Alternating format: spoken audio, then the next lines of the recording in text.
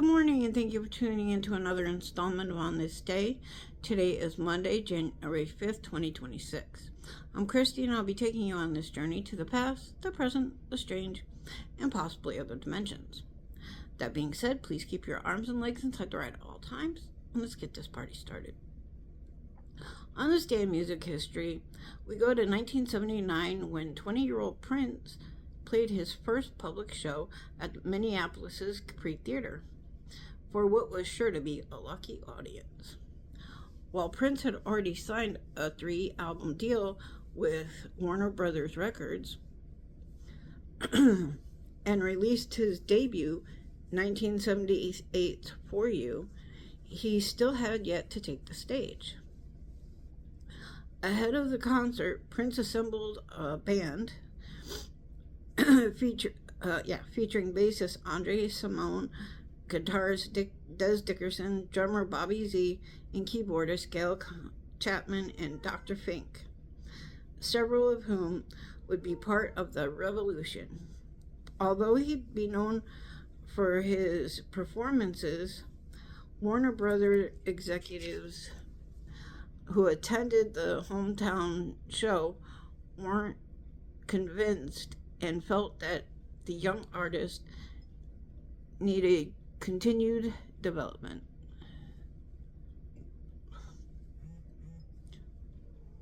I don't care about that. Go away. Go away. Sorry about that. In 1973, Bruce Springsteen released his debut, Greetings from Asbury Park, New Jersey. Although the album didn't make a splash on the charts, its artistry was recognized by critics. Today, it's ranked by several outlets as one of the greatest debuts of all time, while it produced the fan favorite Blinded by the Light. Manfred Mann's cover topped the charts several years later.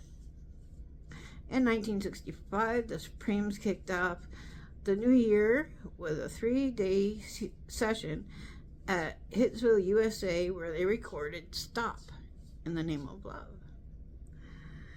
Upon its release the following month, the song went straight to the top of the U.S. pop charts. In 1979, double bassist, pianist, composer, and bandleader Charles Mingus died at the age of 56. A major innovator in the jazz idiom, Mingus produced and inspired masterpieces like 1963's Black Saint and The Sinner Lady. In 1998, tragedy struck. No, wait, not 19. It was 1978. Right? Wait, time out. It was 1998. I was right the first time. Okay. In 1998, tragedy struck when Sonny Bono died. Excuse me. Squish, get down. Died in a skiing accident.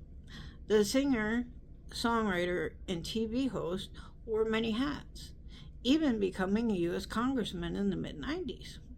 But never mind. I'm not going to go there. I was going to go... Never mind. I was going to go clown, let's put it that way. Bono rose to fame as one half of the husband and wife duo Sonny and Cher. In 1965, they scored a #1 hit with I Got You, Babe, in the U.S. and UK. In 1991, heavy metal icons Iron Maiden topped the UK charts with Bring Your Daughter to the Slaughter. This song was a late period hit for the enduring band and proved their relevance in an era of changing tastes. Now, let's get to the facts with factoids. Today is known as Bird Day and Whipped Cream Day. On this day in 1933, construction began on the Golden Gate Bridge in San Francisco. The bridge was complete on April 19th, 1937, at a cost of $35 million. 2021, Little Nas X released a children's book called C is for Country. It ranked number 8 for children's books worldwide. In 1993, Reggie Jackson was elected to the Baseball Hall of Fame.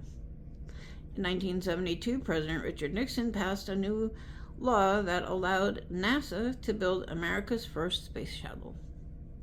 1959, the world's most famous clown, Bozo, premiered on KTLA TV in Los Angeles, California.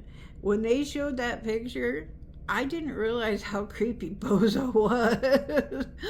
I'm sorry, Bozo could take out the Terrifier clown any day.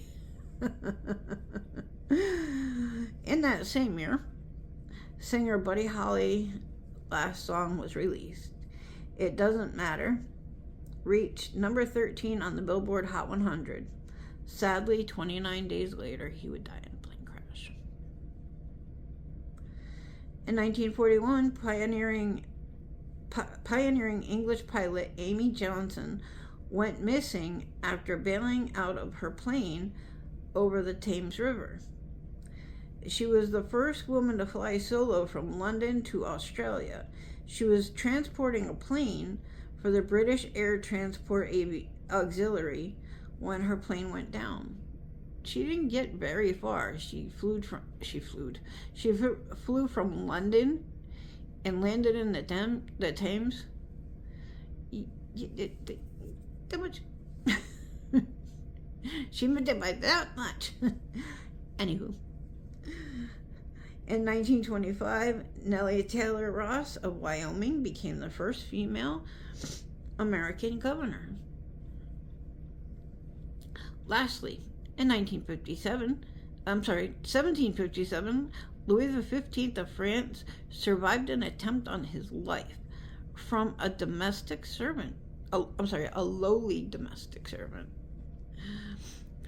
Damien had apparently gone into a religious frenzy and attempted to assassinate the king, but failed. It didn't help that all he had tried to stab King Louis was with a pocket knife, and the king was wearing a thick winter coat. The would-be assassin was tortured and sentenced to death. Let's find out your trivia knowledge. Question: in what year did the first Model T sell? Brian, you better get this one right. Answer: 1908. Question: in which city was Jim Morrison buried in? Answer: Paris. Question: what is the highest waterfall in the world? I want to go there so bad. Answer: Angel Falls, Venezuela. And for birthdays, we got a few. We have 1923, Sam Phillips. 1934, Phil Ramone. 1949, George Brown. 1959, Clancy Brown. 1950, Chris Stein. 1966, Kate Schallenberg. 1975, Bradley Cooper. And 1969, Marilyn Manson. All right. Don't forget, you can check us out 7 days a week on, oh my God. You can check us out 7 days. You can check us out here 7 days a week on WCDI with Brian the Rock Stone. And don't forget to check out the Top Rope Report every Sunday and Wednesday. Have a great day, y'all. And hope you have a better day than I do. Ciao.